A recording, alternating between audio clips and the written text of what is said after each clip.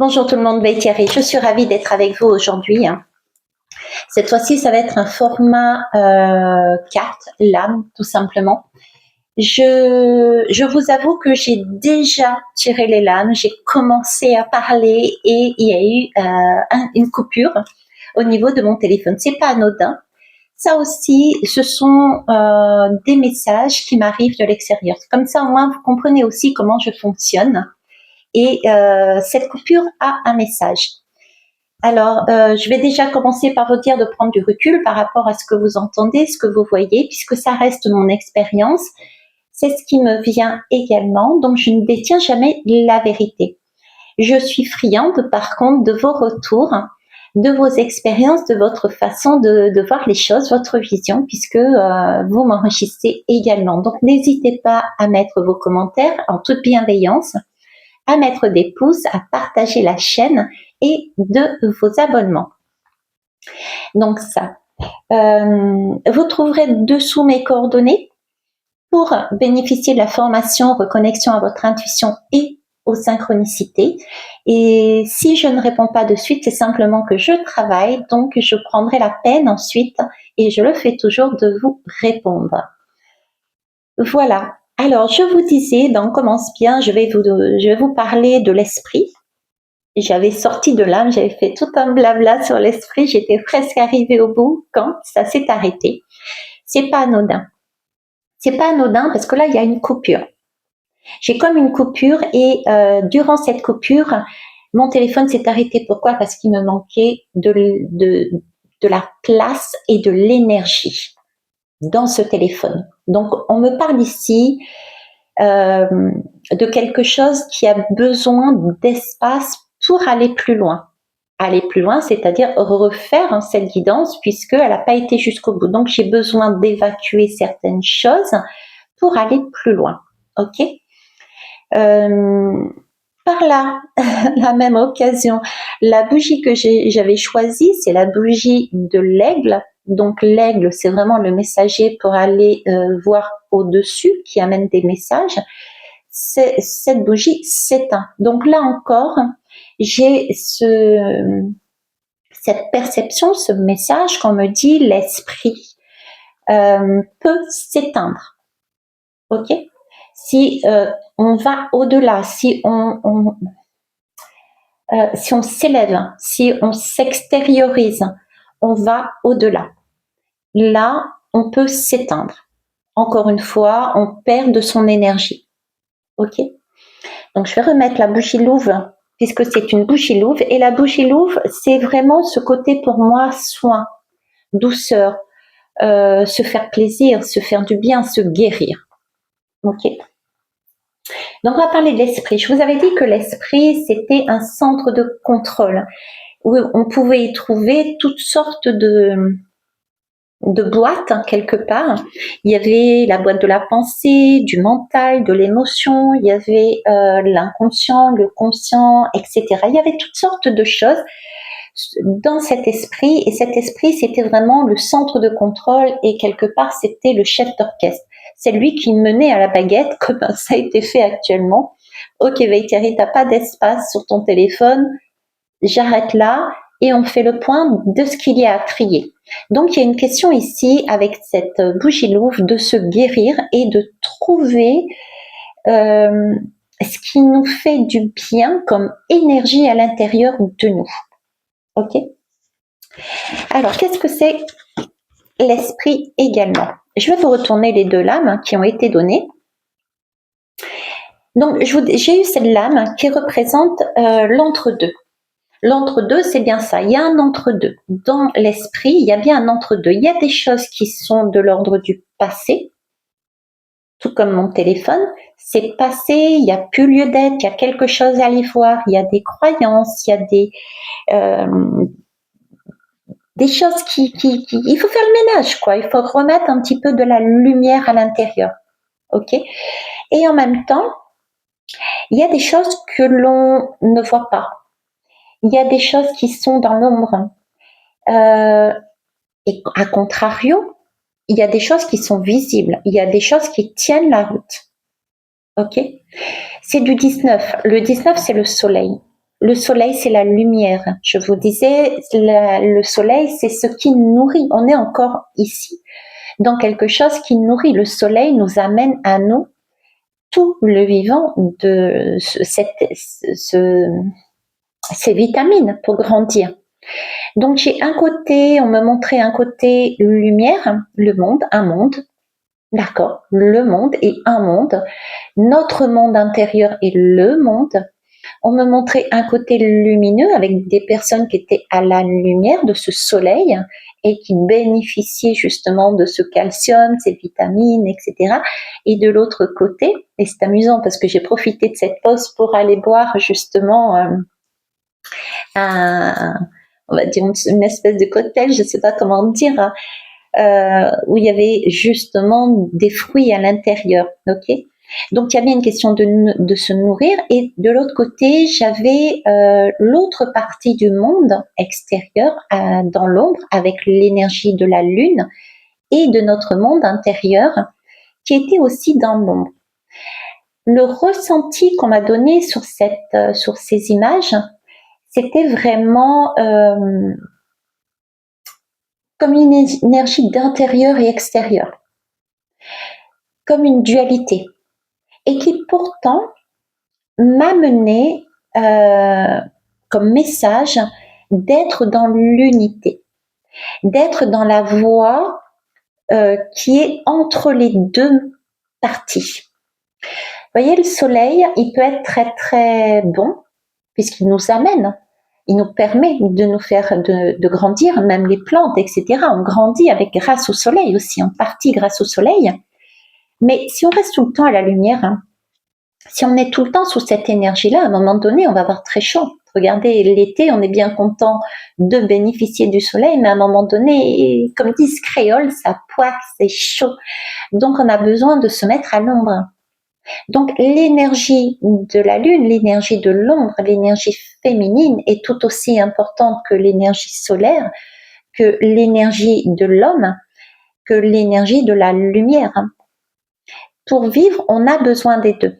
Donc l'esprit est donc bien un centre de contrôle qui détient différents boîtes, on va dire boîtes outils, d'accord, boîtes d'outils qui vont nous permettre de trouver la bonne mesure, l'entre-deux, nous permettant de trouver l'énergie vitale qui nous convient.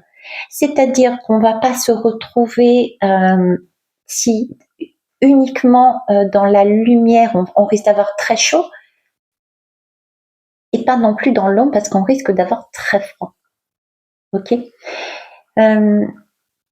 L'esprit, c'est le chef d'orchestre. Il y a cette lame de la réunion qui est arrivée. C'est ce qui est marqué ici, en fait. C'est ce qui est dit aussi ici, à savoir que il y a l'esprit est là, et il y a toutes des boîtes à outils, des personnages, des situations du vécu qui sont là, et on est ensemble, et c'est ensemble, à l'intérieur de soi, que l'on peut trouver la solution. D'accord? C'est une réunion. Cette réunion, c'est chacun y met du sien. Donc l'esprit, c'est le chef d'orchestre, c'est celui qui gère ce qu'il y a à l'intérieur de nous, dans notre foyer. On est dans notre foyer. C'est un peu comme les chevaliers de la table ronde, vous voyez? C'est vraiment se mettre ensemble et aller visiter ces expériences, ces différentes polarités, ces différentes perceptions, etc., etc. Son mental, celui-ci, il est beaucoup plus dans l'émotionnel, celui-là, il est plus dans la pratique, celui-ci est plus au niveau de la pensée, du conscient, de l'inconscient, etc. On a tous à l'intérieur de nous une de ces boîtes qui nous permet d'avancer de la meilleure des façons. Alors, ce que je disais ici aussi, puisque j'avais cette perception qu'on m'avait mis de deux mondes, d'un côté j'avais le soleil qui réchauffait toute une population, de l'autre côté j'avais la lune qui permettait aussi d'adoucir ce côté fraîcheur, caresse l'autre partie. Et c'était vice-versa. L'image qu'on me donnait, c'était ce cercle qu'il fallait justement tenir entre les mains. J'avais cette histoire de le 9 et 1, 10. De 10, c'est la roue de la fortune. Pour trouver sa fortune, pour trouver l'abondance, pour trouver la bonne fortune, la sienne, il s'agit là de prendre justement cette roue, notre roue de notre vie, mais la nôtre, hein, ne pas y faire rentrer une personne extérieure. Hein. Notre esprit est complet, il a tout. Il y a une chaise de libre, il n'y a personne dessus. C'est pas quelqu'un de l'extérieur, c'est pas une énergie extérieure qui vient pour diriger. Tout est à l'intérieur de nous, d'accord? Donc il s'agit là, en fait, avec cette roue, de pouvoir jongler avec des choses que l'on a compris, mis en conscience, éclairé, et d'aller éclairer des parties de zones d'ombre de l'inconscient. Cette roue, c'est ce qui permet de jongler entre les deux hémisphères de notre cerveau. Cette roue, c'est jongler entre les deux polarités, c'est-à-dire la polarité masculine et la polarité féminine. C'est jongler entre le soleil et la lune. C'est jongler entre le conscient et l'inconscient. Je suis sur l'énergie de la louve. La louve, qu'est-ce que c'est? C'est un chaman. Quelque part, c'est une énergie qui est là pour guérir. Cette roue symbolise aussi pour moi la roue de la médecine chamanique.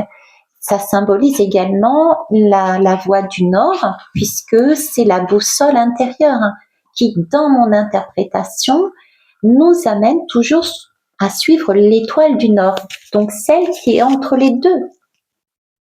On ne peut pas être soit tout lumière, soit tout ombre. On ne peut pas être soit que conscient et ne pas être dire qu'on n'est pas dans l'inconscient de certaines choses. Donc on est vraiment dans cette roue que l'on tient. C'est cette boussole intérieure qui nous amène sur la bonne direction. Notre intuition, si on la tient dans notre main, si on la vit, si on l'écoute, elle nous dirigera toujours sur le bon chemin. Parce qu'on a tous nos outils à l'intérieur. C'est l'esprit. C'est aussi la roue, on peut dire la roue de votre voiture. La voiture, qu'est-ce que c'est? C'est votre corps. Ce n'est qu'un corps physique, un corps charnel. Et votre roue, c'est à l'intérieur, c'est votre âme. Si on écoute son âme, on a cette possibilité de savoir se diriger, mais haut la main. D'accord? Ça ne veut pas dire qu'on ne traversera pas des défis, des challenges, mais on les passera de manière beaucoup plus zen, on va dire. Qu'est-ce que je vous disais aussi dessus? J'essaye de me remémorer tout ce qui avait été dit aussi. Oui, le 9 et le 1, c'est le 10. Et le 10, on me parlait aussi du serpentaire, puisque j'étais sous l'énergie de la louve. Et la louve, ça a ce côté nourrissant. Vous voyez, on est autour d'une table. On met en commun. Il y a quelque chose de je mets en commun. Donc, il y a quelque chose de nourrissant. On a tout à l'intérieur de nous pour nous satisfaire. Donc, l'esprit, c'est aller regarder à l'intérieur de soi et non pas à l'extérieur. Parce que l'extérieur, c'est creux, c'est vide. J'ai quelque chose de c'est creux, c'est vide. Vous voyez? D'ailleurs, comme je vous disais ou pas, je m'en souviens plus, je suis allée boire un cocktail, on va dire, de fruits pour me nourrir. Là, j'ai l'idée, à ce moment-là, j'ai eu le message et visuellement, j'ai vu un chaman, un guérisseur, et ce guérisseur, dans l'intention justement d'amener une solution, d'amener quelque chose de qui soit juste pour le soin qu'il a besoin de faire, il a été regardé et il a vu 2 serpents qui s'auto-guérissaient. Et ces 2 serpents qui s'auto-guérissent, qui vont, un coup je vais voir de ce côté-là, un coup je viens te voir pour obtenir quelque chose. Vous voyez, c'est vraiment le caducée de la médecine. Ce sont vraiment ces 2 serpents qui s'entrecroisent Donc, c'est aussi l'idée de jongler entre deux polarités, deux mondes, entre le conscient et l'inconscient. On ne peut pas être uniquement sur une face. Dans une pièce, prenez une pièce, quelle que soit la pièce, prenez votre corps. Je suis une pièce. J'ai deux facettes. J'ai le devant et le dos. J'ai la droite et la gauche. J'ai le haut et le bas. On a donc à l'intérieur de nous et en nous, et nous sommes formés de cette manière, on a à chaque fois ces deux facettes et on a besoin des deux pour faire. Donc c'était cette idée aussi, pour se guérir, on a cette possibilité de le faire nous-mêmes. Je dirais quasiment nous-mêmes. D'accord, on verra une petite subtilité plus tard, mais c'est vraiment, on a tout en nous pour pouvoir avancer.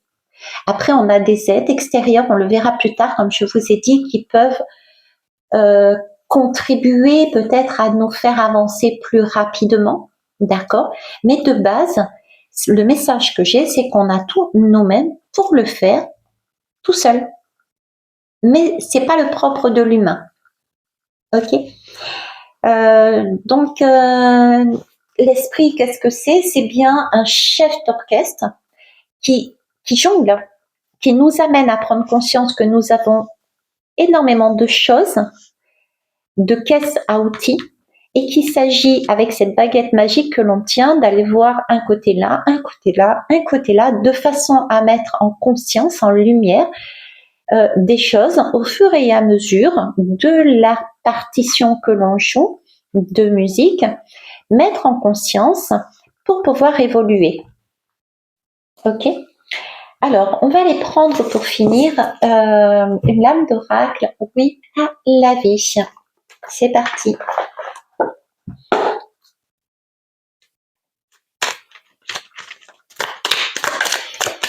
Alors, j'ai parlé de la table ronde des chevaliers. Les chevaliers, ce sont des personnes qui bougent.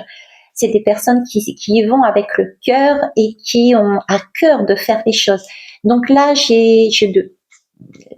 il y a des choses qui sont de l'ordre de l'expérience. Il y a des choses qui sont de l'ordre je bouge. On ne reste pas sur place assis. D'accord? Il y a des temps de pause.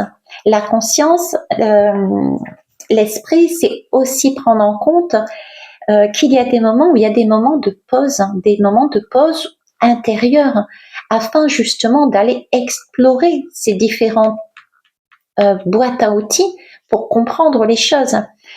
Également, des temps de pause pour se guérir. Quand on a eu une compréhension, il y a bien un temps de pause pour assimiler, pour se guérir.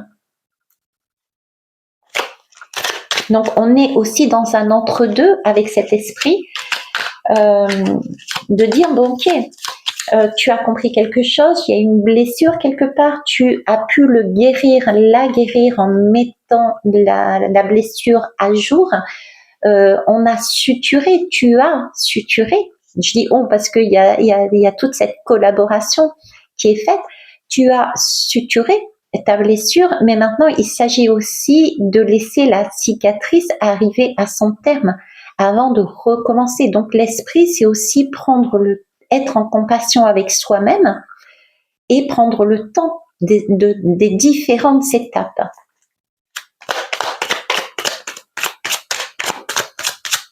Au risque de rester sur l'énergie du soleil et de vouloir brûler ses ailes et de ne plus pouvoir voler justement.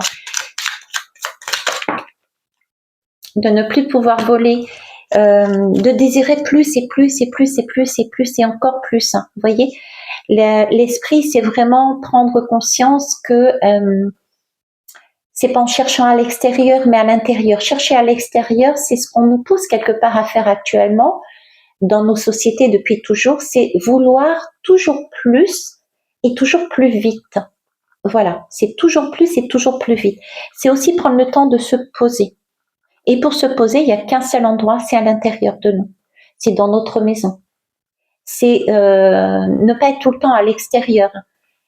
Aller chercher, bon, il y a des choses qui sont nécessaires, aller chercher les enfants, faire des courses, etc. Mais parfois, il y a peut-être un peu on est trop à l'extérieur. Je vous donne un exemple bateau. On est au mois d'avril et on nous propose déjà des produits qui sont de l'ordre de l'achat de Noël. Donc, de peur que on va se déplacer une première fois pour aller chercher tout ce qui concerne tel événement, puis autre chose. On est toujours à l'extérieur, à aller chercher quelque chose dont on n'a pas forcément besoin. D'accord? Donc, on respecte les étapes. J'ai aussi ça, respecter les étapes. C'est un chef d'orchestre, c'est lui qui mène à la baguette quelque part magique, qui va vous dire oups, tac, allez, un éclairage dessus. Non, là, on reste un petit peu au calme, tranquille, etc. On va aller voir. Pour finir, oui à l'humilité. Eh bien, écoutez, ça se passe de commentaires et en dos de deck, j'avais oui à la compassion. Ok? Je vais vous laisser là, c'est largement suffisant par rapport à déjà au timing. Je vais essayer de les faire beaucoup plus courtes par la suite. En attendant, je vous remercie, je vous embrasse et à bientôt. Au revoir.